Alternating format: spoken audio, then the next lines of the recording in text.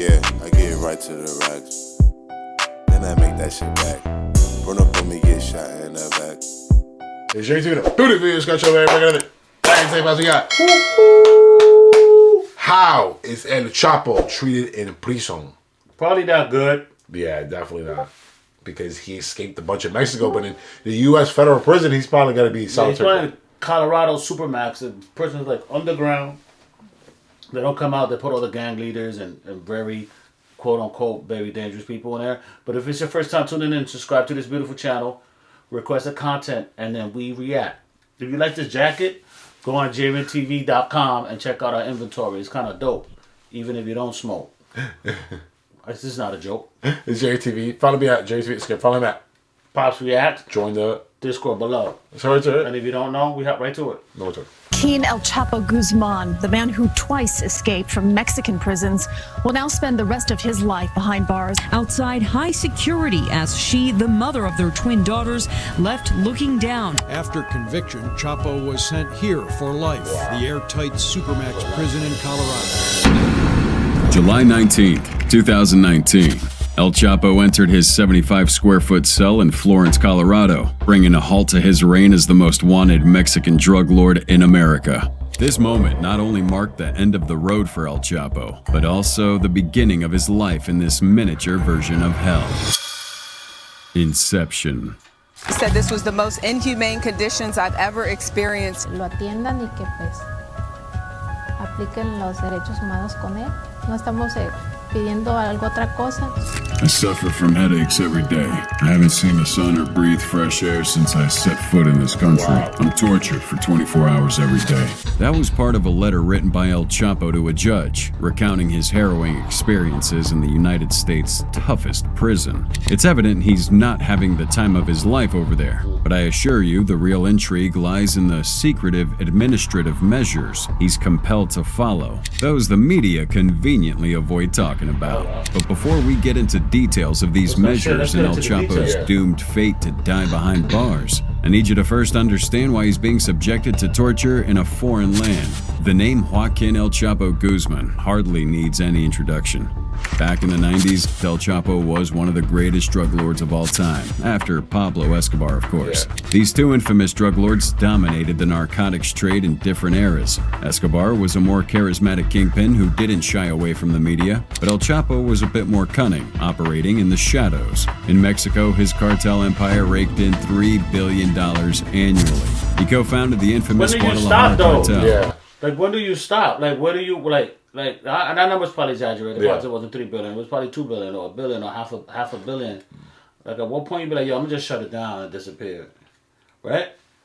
What point? I'm asking you, fool. Probably a lot of the money. You know how they say, oh, if a company grosses $100,000, they're probably paying $50,000, $60,000, and just they're probably profiting and they're only probably profiting $40K a year. You know what I'm saying? So you can't really say that. And it's addicting to make a lot of money. We make a lot of videos on YouTube, but we don't make no money. I know, and we still do it. However, after the death of DEA agent Enrique Camarena Salazar by Mexican sicarios, El Chapo exploited the chaos to ascend in rank within the cartel. That prompted Felix Gallardo, during a summit of all top drug lords in Mexico at that time, to appoint El Chapo and Ismael El Mayo Zambada as the leaders of the Sinaloa cartel. However, down the line, he orchestrated two of the most mind-blowing prison escapes of the 21st century. To escape means overcoming layer after layer of impenetrable walls and an army of guards that outnumber the inmates almost 2 to 1. The first escape is a scene out of a fictional movie, but when it comes to this man, anything's possible. January 19th, 2001, El Chapo escaped one of the most secure prisons in Mexico. The crazy part is, he accomplished that with the help of prison guards and workers. Obviously. One of the guards was a guy named Francisco El Chito Gamberos Rivera, and with the help of his wife, Emma Coronel Aspuro, El Chapo had the prison escape all planned out. And when the hour came for him to leave prison, El Chito electronically opened his cell door, concealing him inside this laundry cart filled with dirty clothes, and began wheeling him through different doors out into the corridor. But hey, if you remember, it was a max security prison and not a 100-meter corridor, so how was it so easy? Well, but how is he not disappearing? I mean, You know, why is he not disappearing like into the jungles of Mexico and just like I would have probably just disappeared into the jungles of Mexico. or Colombia or something. Any security checkpoints was obviously scary, even for a guy like El Chapo. And to put that into context, at one point El Chito was trying to convince a security guard to allow him through the gate, but in the process, the laundry cart started rolling back. You can imagine how Chapo was terrified that it would spill over and send him right back into the cell. But Mother Nature was on his side that day because the cart stopped, and El Chito was able to wheel him out into the parking lot, where he was transported out of town by car. Evidently, El Chapo wasn't the pioneer of prison escapes, and even though he was already wanted in the U.S., there was a slim chance of getting him extradited. 6:40 a.m., February 22nd, 2014. Again? Mexican authorities arrested Guzman at a beachfront hotel in Mazatlan following an operation by the Mexican Navy with joint intelligence from DEA and the U.S. Marshal Service. The operation leading to his capture began at 3:45 a.m. when 10 pickup trucks of the Mexican Navy carrying over 65 Marines made their way to the resort. Mexican and U.S. federal agents had intel that the drug lord had been at the location for at least 2 days. And come on, you're rich, bro. You're too rich for that. You should be leaving condos every 12 hours. Something. You gotta stay on the move. Yeah. But it gets exhausting though after a while. You can't just keep constantly moving. You do say that, but you move 20 days in a row every 12 hours. It's hard. Floor in room 401. When Mexican authorities arrived at the location, they quickly subdued Carlos Manuel Ramirez, one of Guzman's bodyguards, before quietly making their way to the 4th floor by elevators and stairs. Once they were at Guzman's front door, they broke in and stormed 2 rooms. In one was Guzman lying in bed with his wife. He was charged with drug trafficking, as he couldn't be charged with other crimes more than once. Subsequently, he was sent to Federal Social Readaptation Center No. 1, where Joaquin El Chapo Guzman orchestrated a second prison escape that completely ridiculed the Mexican government, mocking its prison structure. This is the moment Joaquin El Chapo Guzman makes the Mexican government look ridiculous. 8:52 p.m., July 11th, 2015. El Chapo was seen in the shower area of his cell as captured by security cameras. Now, the shower area in this cell was the only blind spot, and after the guards didn't see him for 25 minutes on those cameras, personnel went looking for him. When they got to his cell, Guzman was gone. Keep in mind that this was one of the top max security prisons in Mexico, yet El Chapo was able to orchestrate a second escape using a tunnel leading from the showers to a residential construction site a mile away. The tunnel was 33 feet deep underground, and Guzman descended down with a ladder. Down there, we had artificial light, air ducts, and high-quality construction materials. In addition, they found a motorcycle down there, which authorities believed was used to transport materials and possibly Guzman himself. Wow, that is crazy. Like, at this point, whoever's helping him with this operation, like these guards, who's corruption here, they got to be getting paid $1 million. They're gonna pay big money. They're gonna pay big money to risk your job and like. Yo, the tunnel was 33 feet down. That's 3 stories down. Who's 1 mile long? Like how they don't hear that though? Like that's long and thick. Pause. How is no one aware if there's a tunnel building under the prison? Had a ton of help from the outside to facilitate this escape. It became evident that he had unparalleled access to resources and manpower, readily available to aid him in any situation. And after these 2 escapes, it looked like Mexico was highly incapable of holding the notorious drug lord, giving room for the U.S. to step in. Oh, wow. ADX Florence.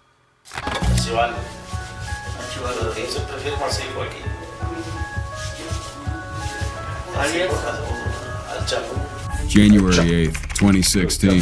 The residence of El Chapo was raided by 17 Marines from the Mexican Army and federal police. This specific home had been under surveillance for over a month after locals reported sighting armed people moving in and out. Monitored communications indicated the home was being prepared for the arrival of grandma or aunt, which authorities suspected was code for a high-priority potential target, El Chapo. But before they could get through this reinforced steel bulletproof door, El Chapo had already escaped through a secret tunnel, emerging 1.5 kilometers away. Once he reached the other end of the tunnel, he came out and stole a civilian car at gunpoint. this statewide alert was issued for the stolen vehicle, and the federal police found and got it about 20 kilometers south of Los Mochis near the town of Juan Jose Rios. At the point of arrest, El Chapo made one last desperate attempt to bribe the officers with some cash, properties, maybe a job, but it was game over for Guzman. He was extradited straight to the U.S., being a wanted man in Chicago. I know he's in shock, right? He's looking like,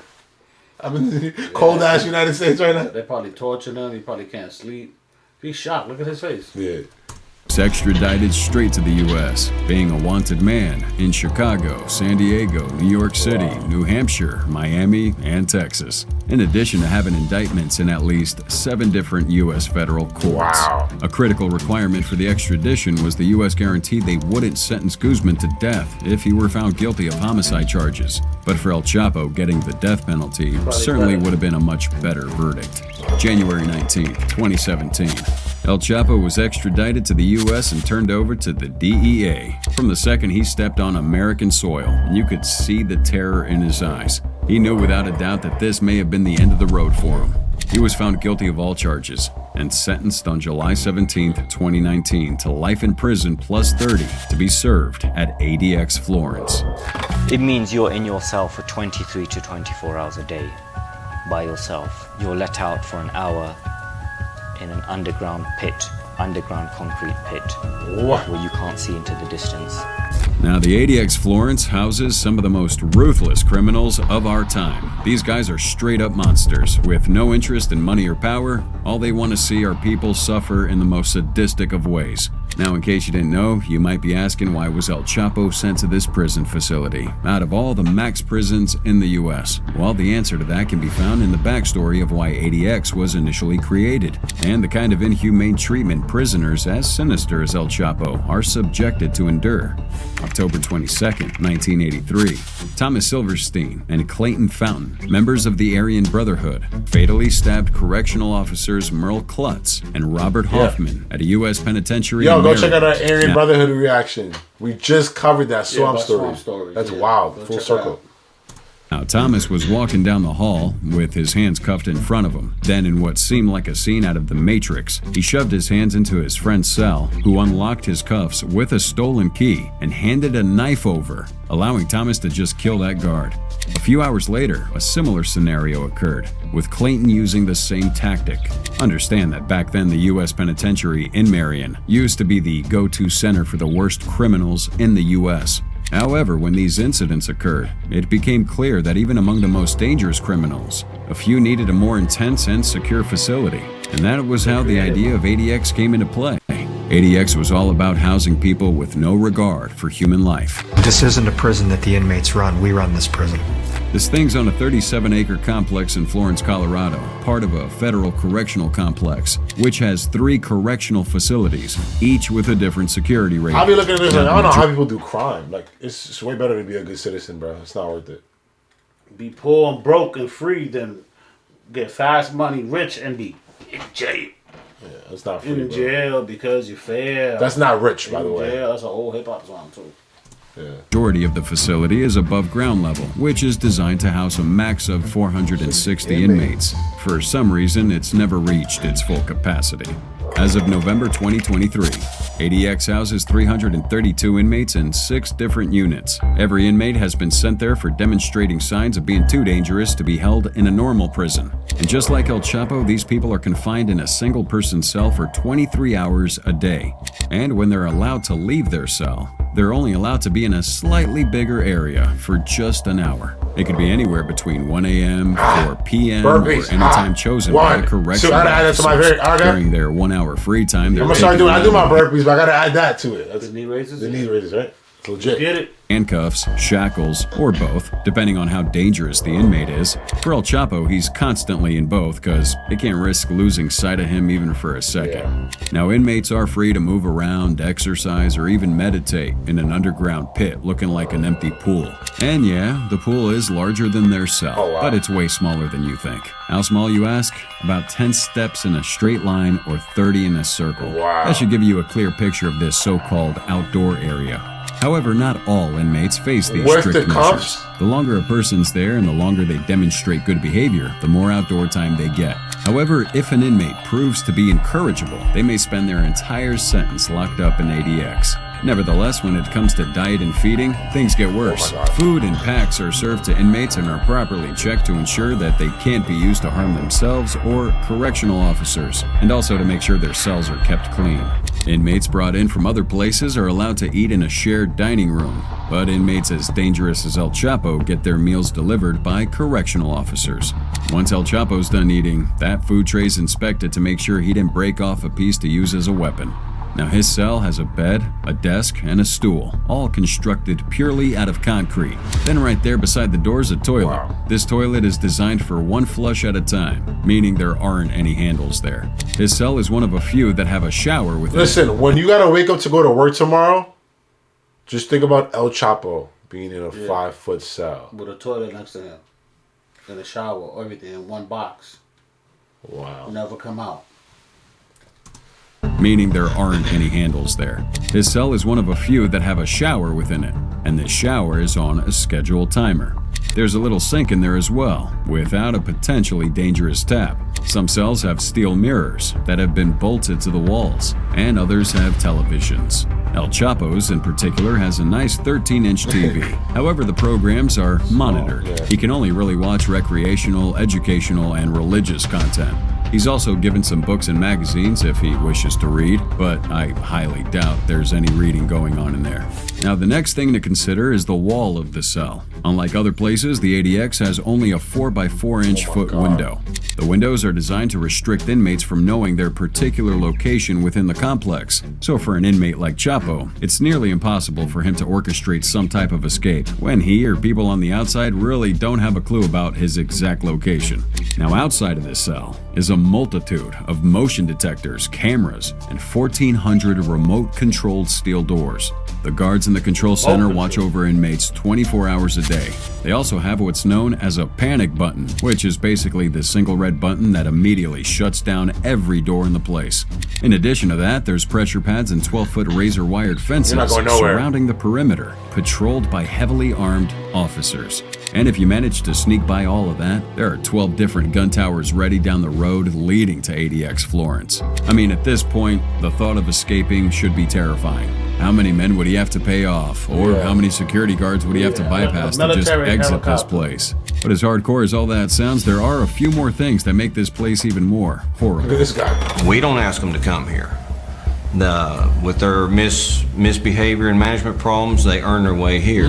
ADX Florence has inmates on 6 different security levels. One of the levels is the General Population Unit, and under that one is a cell block, simply known as H. That's a unit where our dear old El Chapo's kept. They're watching him all the time, and according to his lawyers, he doesn't get any sleep. He gets harassed by these officers, and his family isn't allowed to visit. But as high-profile a criminal as El Chapo is, he's not the most dangerous person in here. There's a unit known as Range 13. That place is for those who need the toughest control, and for creatures who are classified as ruthless killing animals. It's crazy how El Chapo's not down there. Like somebody else you might know, Ramzi Youssef. Pakistani-born Ramzi Youssef was convicted in 1994 of terrorism conspiracy and other charges in connection for the '93 World Trade Center bombing, killing 6 people and injuring the one. World Trade Center was bombed twice. Yeah. So the small bomb, they did the small bomb first, and then they did this guy. And then this guy, and then they did the one that brought the towers down. Because Biggie was like, blow up like the World Trade, but he was talking about the first time. The first time. Because he already passed the second time. Yeah. Something like that. Oh, wow. More than 1,000. In '96, Youssef was also convicted of planning Project Bajinka, a foiled plot conceived by senior Al-Qaeda member Khalid Sheikh Mohammed to bomb 12 planes in 48 hours. Now, El Chapo has done a lot of things, but some might argue that Ramzi's crimes truly earn him a spot in Range 13. Another inmate of this hell is Thomas Silverstein, one of the 2 men behind the Federal Bureau of Prisons' idea to build the ADX Florence. At this point, one thing's certain. There's absolutely no way El Chapo can come up with a plan to escape the ADX. However, there is a small little loophole he could exploit to get back his freedom. Snitch? The loophole. January 2022. El Chapo's conviction was upheld by a Second Circuit court in the U.S. after attorneys tried hinging a story of juror misconduct reported 8 days after his 2019 conviction. Now, there's a story alleging that the jurors were exposed to information that wasn't admitted as evidence in the trial, including claims by a cooperating witness that El Chapo drugged and raped girls. This gave El Chapo's defense team an edge to taint the jury and claim that his conviction should have ended in a mistrial or the verdict overturned. The court wasn't buying this fabricated story and upheld his conviction. However, in a desperate attempt to get El Chapo out of this place, they came up with a new strategy, which is for El Chapo to be on his best behavior. 2 units within the ADX allow inmates to walk freely, interacting with others in their range. This unit, however, is only open to inmates who have demonstrated good behavior over a certain period of time. And if they continue displaying this good behavior, then there's a really high chance they can get transferred out of ADX to a lesser prison in the US. So, if El Chapo somehow manages to make it out into a lesser prison, then he might be able to pull off one of his classical prison escapes. Another way to get out he's of not it, getting. They're not gonna put him to. He's too high profile of a name. He's not ever getting out of there. Yeah, this is not even realistic. is by exploiting the law and criticisms about mental health issues. Despite the strict measures put in place so far to keep anyone from getting out of ADX, many murders have occurred within this place due to mental breakdowns.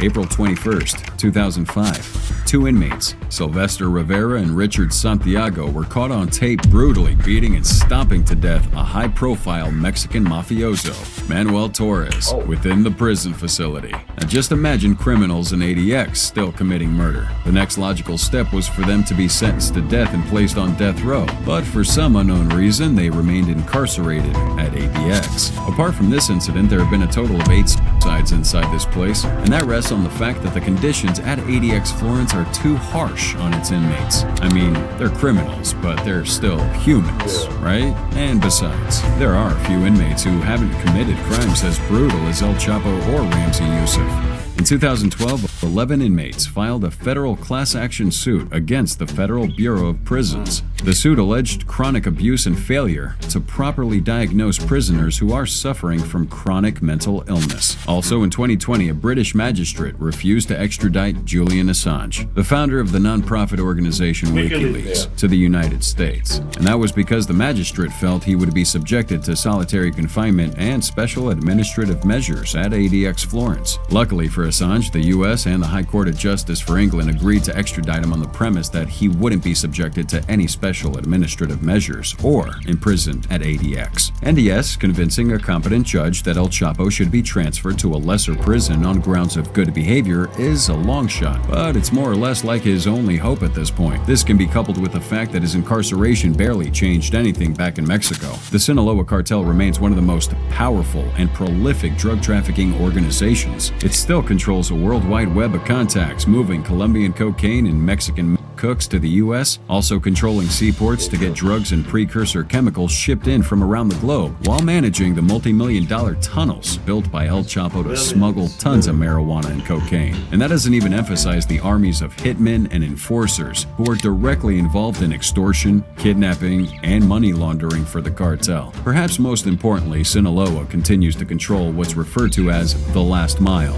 in the U.S., using the wholesale distribution network to get the drugs into hands of local gangs and street dealers. After El Chapo's arrest, the cartel split into factions, with one led by El Chapo's longtime partner, El Mayo, and the other headed by his adult sons, known as Los Chapitos. These factions are using their network in high places and vast access to resources to hype a new public enemy, Nemesio Oseguera Cervantes, better known as El Mencho. El Mencho's Jalisco New Generation cartel is on the rise and has only existed for about CJNG. Yeah, they're really scary, bro. Yeah. Don't play with those guys. a decade, but it rose to power much more quickly than its rival, Sinaloa. Their influence stretches across 6 continents and 28 of Mexico's 32 states. Major U.S. cities like L.A., Chicago, Houston, Atlanta, and New York are all affected by the CJNG's meth, while El Mencho's henchmen commit gruesome acts of violence as they battle rivals in Mexico. They're painting Guzman to be a hero and El Mencho the villain. Yeah, they're both drug dealers, but El Chapo is was seen as a charming rogue, a self-made man who rose from abject poverty to ranking on the Forbes billionaires list. To some in Sinaloa, he remains a modern-day Robin Hood, credited with building churches, paving roads, and pumping cash into the local economy while sticking it to the man. He's the people's outlaw, a real-life Tony Montana. A bad guy, sure, but at least he had the guts to be what he wanted to be. Diverting everyone's attention to El Mencho and the CJ&G could leave a getaway for El Chapo's defense team to work a little magic. Right now, El Chapo mostly spends his time watching cable TV. Yeah, right. It's like he's like getting his minutes in. I don't know. Yeah, at this point. Yo, it's Jerry TV. We get it, bro. He like spinning it like, nah. It's Jerry TV. No, we out of here. And I know how it gets, so I gotta stay low now, move my knot. I don't trust no nigga, I don't trust no man, ain't no friends, everybody get shot. You never know how nigga gon' throw, I'm hitting the flow with a couple of shots. You better move, you better duck, either way to go, you'll get got.